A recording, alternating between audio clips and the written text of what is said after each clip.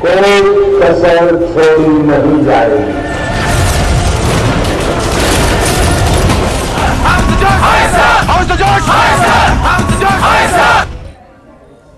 Break બાદ સ્વાગત વિશેષ રજૂઆતમાં આપનું સ્વાગત છે। સીધા જશું રાજસ્થાન, જ્યાં વડાપ્રધાન મોદી સંબોધન કરી રહ્યા છે। पूर्व मुख्यमंत्री श्रीमती वसुंधरा राजे जी, केंद्र में मंत्री परिषद के मेरे साथी श्रीमान अर्जुन राम मेघवाल जी, नेता प्रतिपक्ष गुलाब चंद कटारिया जी, संसद में मेरे साथीगण, विधायकगण,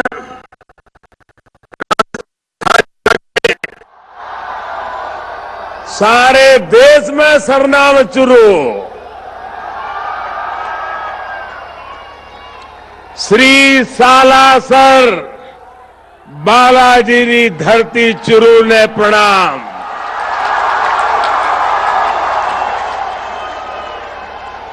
बाबा थारी देश विदेश में खूब घनी मान्यता है। दूर दूर से लाखों लोग थारा दर्शन करन आवे। ददरेवा में बिराजे जाहरवीर गोगा जी ने नमन। ई धरती सुवीर गणोड्या निपजे और ऊंचा ऊंचा टीबड़ा सोने का पहाड़ा नबी मात देवे है। शक्तिरी भूमि शौर्य रो आगार, सर्व धर्म समभाव रो चुरू, विश्व कल्याण सेवा और मानवता रो संदेश देवता चुरू। अठहरी जनता ने, वीर सपूता ने, ममतामयी माता बहना ने नमन और घणो घणो अभिनंदन।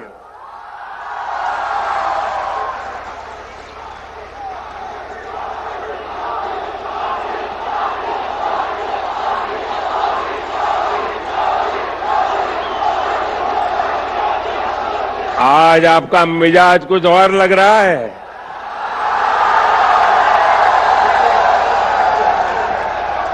सबसे पहले मेरे साथ दोनों मुट्ठी बंद करके पूरी ताकत से बोलिए, भारत माता की। आवाज बोलो, भारत माता की, भारत माता की। आपकी ये भावनाएं, आपका ये उत्साह, आपका ये जोश मैं भली भांति समझ रहा हूं।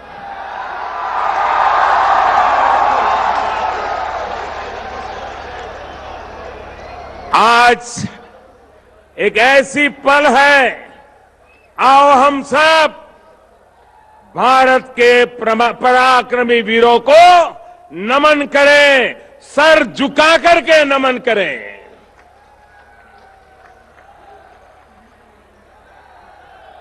आज चूरू की धरती से मैं देशवासियों को विश्वास दिलाता हूं कि देश सुरक्षित हाथों में है।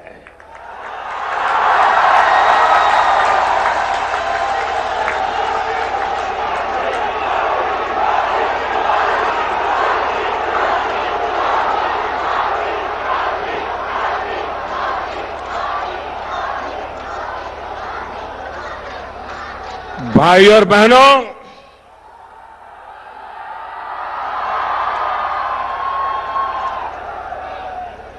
साल 2014 में विजय शंखनाद युवा संगम के दौरान मैंने मेरे दिल की बात आप सबके सामने रखी थी। मैं 2014 की बात कर रहा हूं। और मेरी आत्मा कहती है आज का दिवस उसे फिर से दोहराने का दिवस है।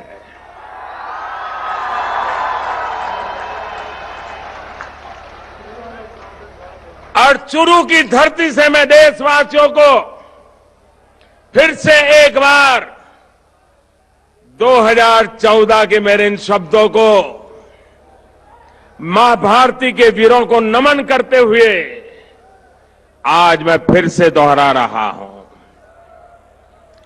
सौगंध मुझे इस मिट्टी की,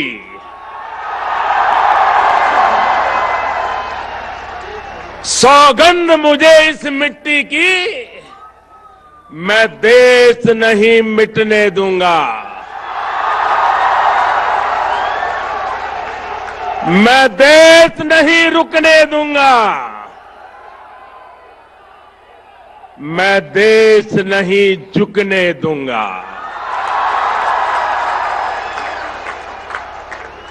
सौगंध मुझे है मिट्टी की, मैं देश नहीं मिटने दूंगा। मैं देश नहीं रुकने दूंगा। मैं देश नहीं झुकने दूंगा।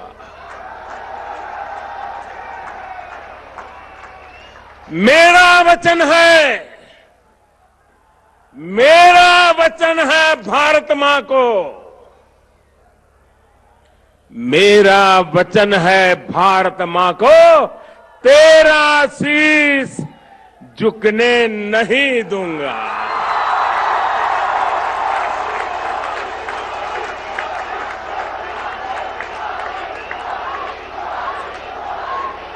सौगंध मुझे इस मिट्टी की, सौगंध मुझे इस मिट्टी की, मैं देश नहीं मिटने दूंगा। जाग रहा है देश मेरा, जाग रहा है देश मेरा, हर भारतवासी जीतेगा। जाग रहा है देश मेरा, हर भारतवासी जीतेगा। सौगंध मुझे इस मिट्टी की, मैं देश नहीं मिटने दूंगा।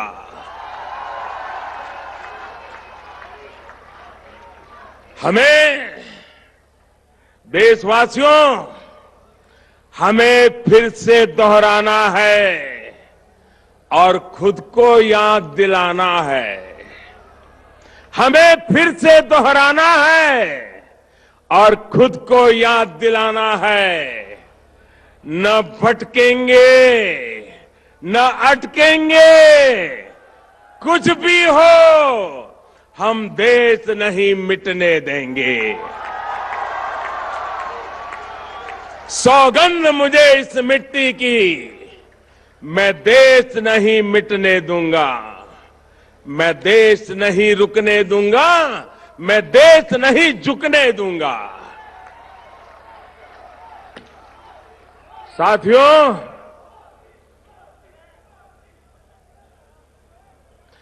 देश से बढ़कर कुछ नहीं होता। देश की सेवा करने वालों को, देश के निर्माण में लगे हर व्यक्ति को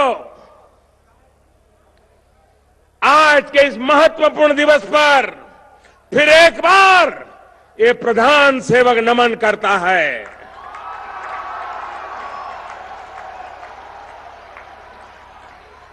कल आपने भी देखा होगा कि आजादी के 70 वर्ष बाद राष्ट्र रक्षा के लिए प्राण न्योछावर करने वाले हमारे अमर शहीदों की याद में देश को राष्ट्रीय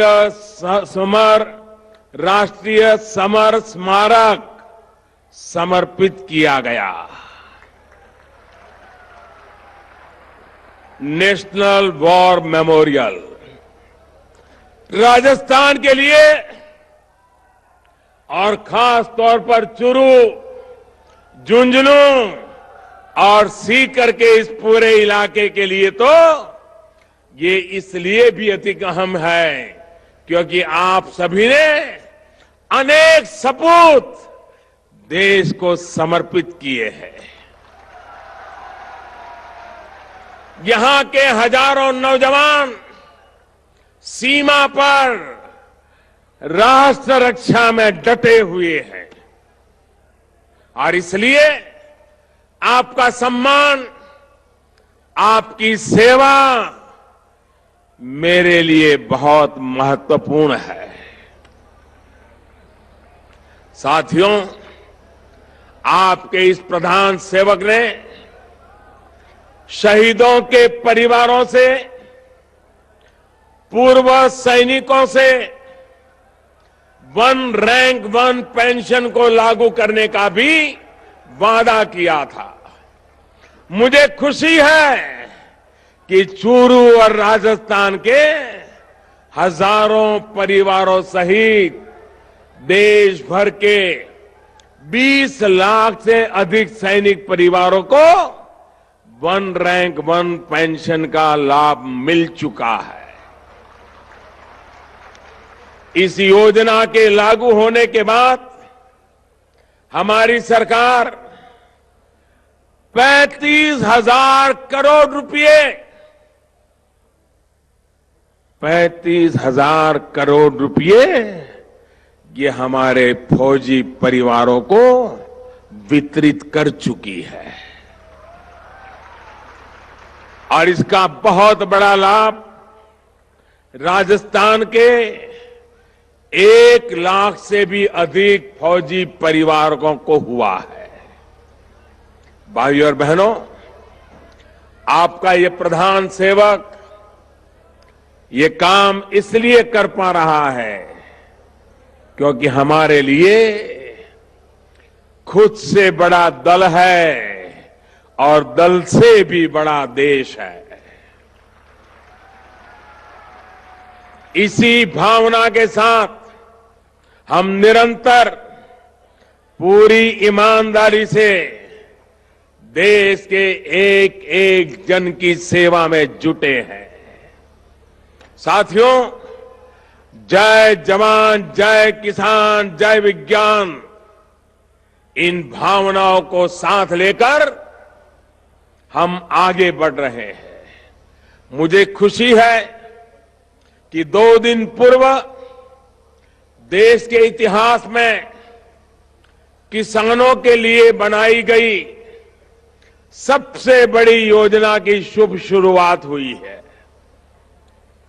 बाबा गोरखनाथ का तो इस भूमि से भी नाता रहा है। उनके आशीर्वाद से यूपी के गोरखपुर से प्रधानमंत्री किसान सम्मान निधि को लॉन्च किया गया। एक बटन दबाते ही देश भर के 1 करोड़ से अधिक किसानों के बैंक खाते में 2,000 रुपये की पहली किस्त पहुंच गई है और बाकियों को भेजने का काम तेज गति से चल रहा है। साथियों, जो रुपये सीधे मोदी सरकार देश के 12 करोड़ से ज्यादा छोटे किसान परिवारों को देने वाली है, उसमें चूरू और राजस्थान के भी 50 लाख से अधिक किसान परिवार शामिल है। 50 लाख किसान परिवार। लेकिन मेरे भाइयों बहनों, खास करके राजस्थान के मेरे किसान भाइयों बहनों, दुख की बात यह है कि परसों जिन 1 करोड़ से अधिक किसान परिवारों को मोदी सरकार की तरफ से सीधी मदद की पहली किस्त पहुंची, उसमें चूरू का, राजस्थान का एक भी किसान परिवार नहीं है।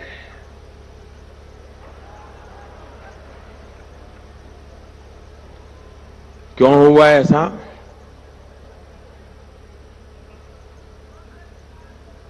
इसलिए हुआ क्योंकि यहां की सरकार ने अभी तक केंद्र सरकार को लाभार्थी किसानों की सूची ही नहीं भेजी है।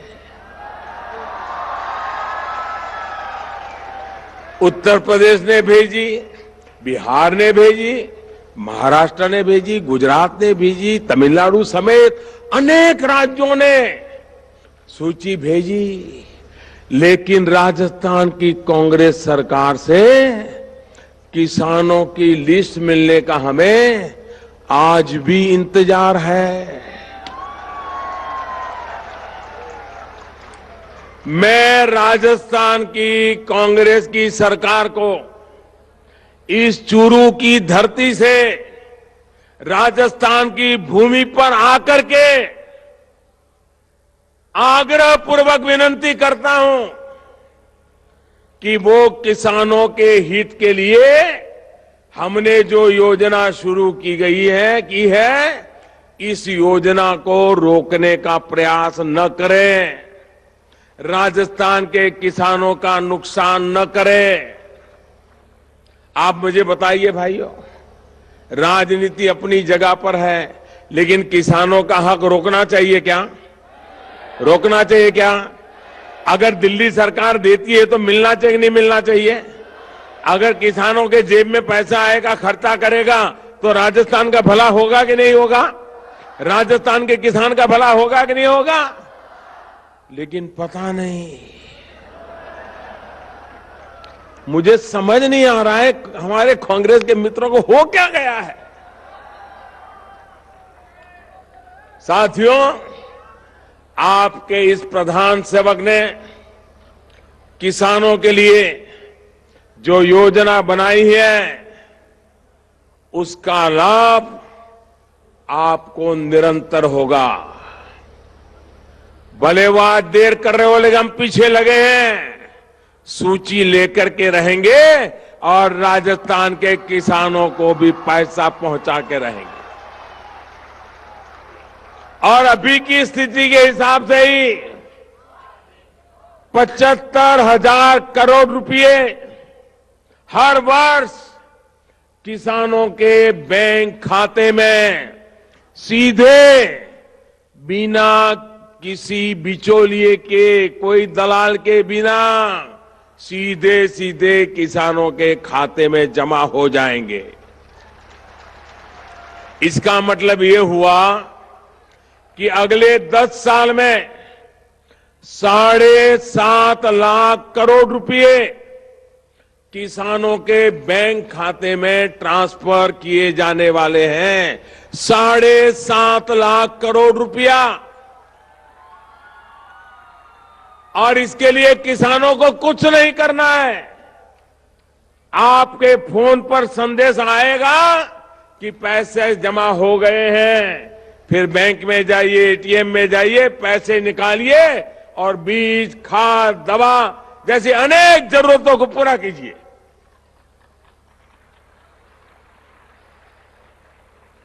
भाइयों बहनों, 1 फरवरी को जब संसद में इस योजना का ऐलान हमने किया था, तो कई लोग कहने लगे थे कि ये हो ही नहीं पाएगा, ये नामुमकिन है।